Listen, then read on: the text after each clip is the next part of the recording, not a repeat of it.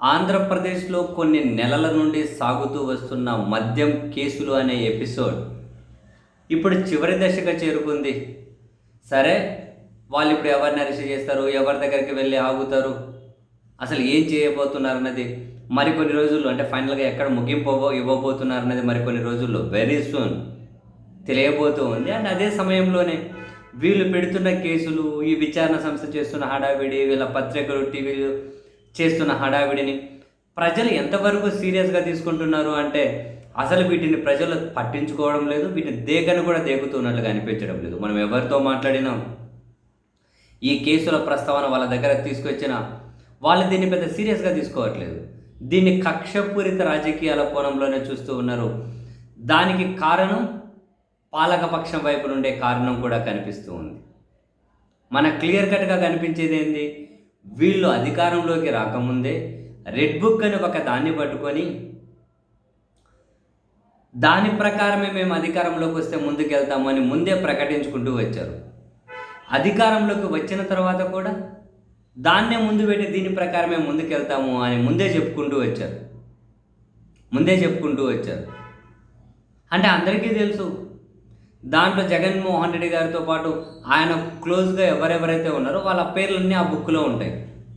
So ఆ బుక్లో ఉన్న పేర్ల వాళ్ళని ఎలాగైనా జైలుకు పంపించాలంటే దానికి సంబంధించిన పరంజామా అంతా సిద్ధం చేసి పెట్టుకోవాలి. ఇప్పుడు మద్యం కేసులైనా ఇప్పుడు మిథున్ రెడ్డి జైలుకు పంపాలి, ఏ విధంగా పంపాలి, రోడ్ మ్యాప్ ముందే సిద్ధం చేసుకోవాలి. దానికి తగ్గట్టు వ్యవస్థలు ఉన్నాయి, దానికి తగ్గట్టు పనిచేసే వాళ్ళని దాన్ని సిద్ధం చేసి పెట్టుకోవాలి. మిథున్ రెడ్డి జైలుకు పంపాలి, అంతకుముందు ఇంకొకరిని పంపాలి, రాబోయే రోజుల్లో ఇంకొకరిని పంపాలి.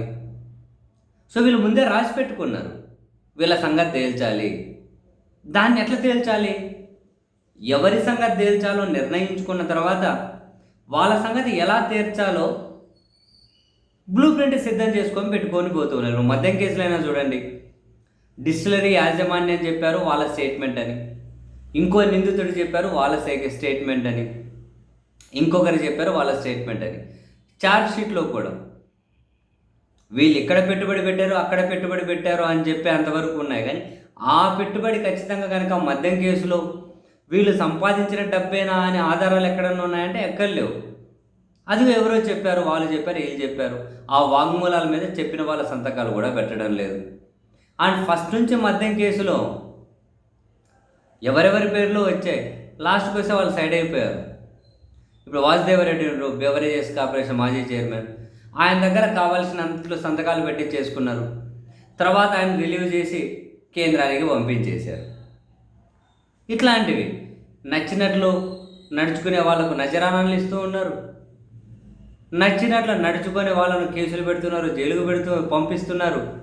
సో ఇప్పుడు జనం దీన్ని సీరియస్గా తీసుకోవాలి అంటే విచారణలాగా సాగాలి కదా. ఫస్టే అవును మిథున్ రెడ్డిని జైలుకు పంపాలి అనుకున్నారు అనుకోండి, దానికి తగ్గట్టు రోడ్ మ్యాప్ రెడీ చేసుకుంటూ పోతున్నారు అధికారంలోకి వచ్చిన దగ్గర నుండి. ముందే వీళ్ళు రెడ్ బుక్ ప్రకారం, అంటే దాంట్లో ఉన్న పేర్ల సంగతి తేలుతాం అంటే మేము కక్షపూరితంగానే పాలన చేస్తున్నాం అని చెప్పి వీళ్ళే చెప్పిన తర్వాత ఇంకా ప్రజలు సీరియస్గా ఎట్లా తీసుకుంటారు? అందుకని వీటిని జనం కూడా ఎక్కడా సీరియస్గా తీసుకోవట్లేదు. మీరు ఎవరి దగ్గర డిస్కస్ చేసినా వీళ్ళు అధికారం నుండి వాళ్ళు, వాళ్ళ అధికారం నుండి వీళ్ళు, ఇదంతా ఎవరు పోపా ఇవన్నీ పట్టించుకునేది. అధికారంలో ఉంది కాబట్టి జైలుకు పంపాలని చెప్పి అనుకుంటూ పోతే ఈరోజు వీళ్ళు, రేపు ఇంకోరు, అందరూ వరుస పెట్టి అందరూ జైలుకే పోవాల్సి ఉంటుందని చెప్పి జనం ఎక్కడా సీరియస్గా తీసుకోవట్లేదు.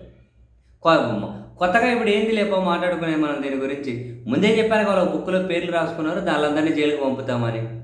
సో ఆ పేర్లు రాసుకున్న వాళ్ళ ప్రకారం వాళ్ళ దగ్గర అన్ని వాళ్ళ చేతిలో ఉన్నాయి కాబట్టి వాళ్ళు జైలుకు పంపుతున్నారని చెప్పి చెబుతూ ఉన్నారు ముందే. క్లియర్ కట్గానే జనం మరి సీరియస్గా ఏం తీసుకునే జనం అస్సలు పట్టించుకోవట్లేదు.